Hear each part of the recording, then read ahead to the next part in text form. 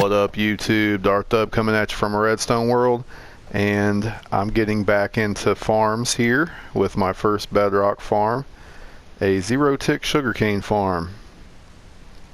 This guy here goes pretty quick and it's loud. Let's turn it down off real quick. And yeah, with only 4 of them, check it, I got almost 2 whole rows, and it's been like 5-10 minutes. For this build, you're going to need 2 chests, 4 hoppers, 8 pistons, 9 pieces of redstone dust, 3 redstone torches, 1 redstone repeater, a lever, 46 pieces of glass. Those are really optional. You can just use whatever else it is you're going to use to cover this thing up with. 13 blocks are going to be necessary to place redstone and torches on. You are going to need 4 stairs for this, for waterlogging. You're also going to need a source block of water if you're in survival, or just a bucket if you're in creative.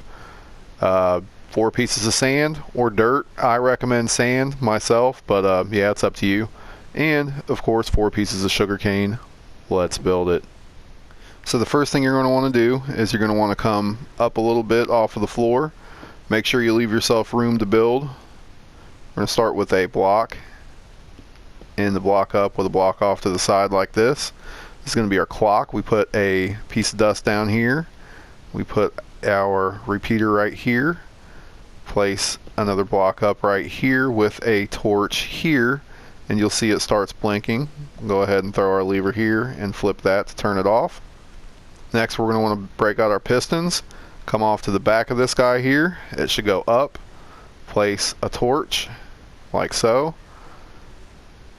Go ahead and place the rest of our pistons here, and 4 across this way, and then we'll place 1, 2, 3 blocks up here, 1 block there. You can get rid of that, or you can leave it. I'm just going to leave it.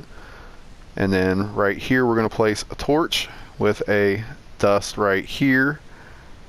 Come around here, throw a piston here, and then put the rest of them off to the side like this. So from here, we're going to want to bring blocks out in front of these 3 pistons, like so. And we're going to go ahead and place redstone dust on those. The pistons should extend. Then we will place blocks across this way. And let's go ahead and grab our sand.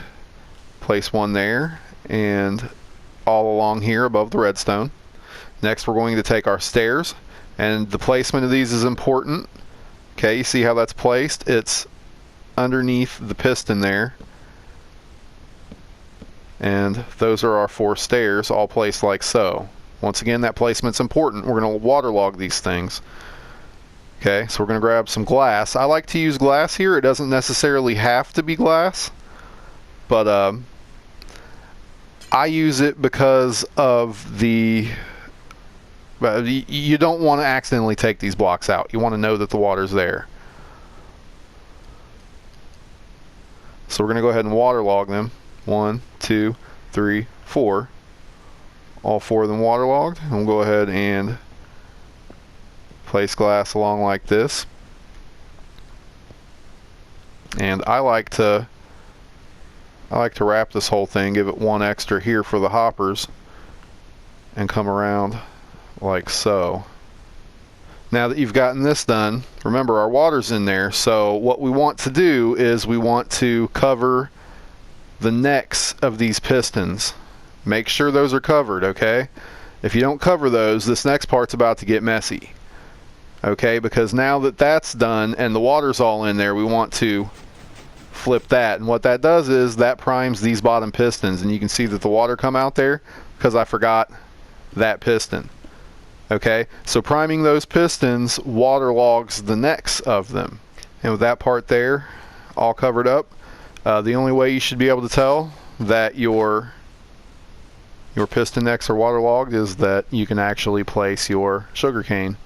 If you have not primed them, there will be no water next to the sand, and you cannot place the sugarcane.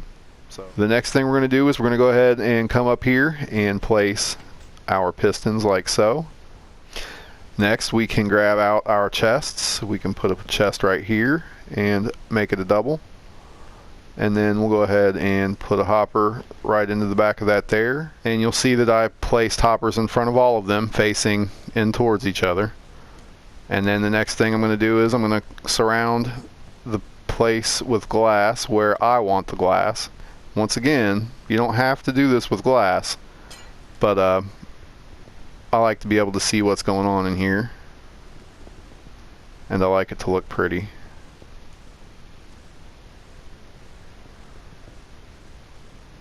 And we'll give one here too.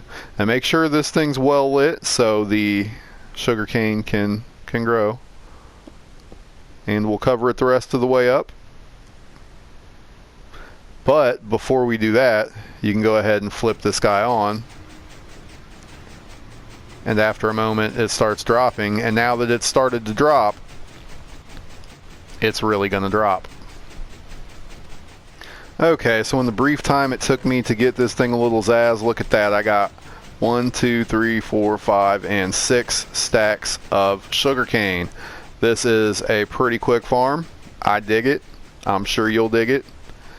Important to note that this is not my design. I saw it on a page called It's Me James. It's a pretty good channel. I suggest you check it out. I'm going to link the video in the description. This is almost just like his. He used dirt instead of sand. His was 9 long, mine's 4. Pretty much exactly like his. So if you like this video, go ahead and leave a like. If you have not yet subscribed to my channel, go ahead and subscribe.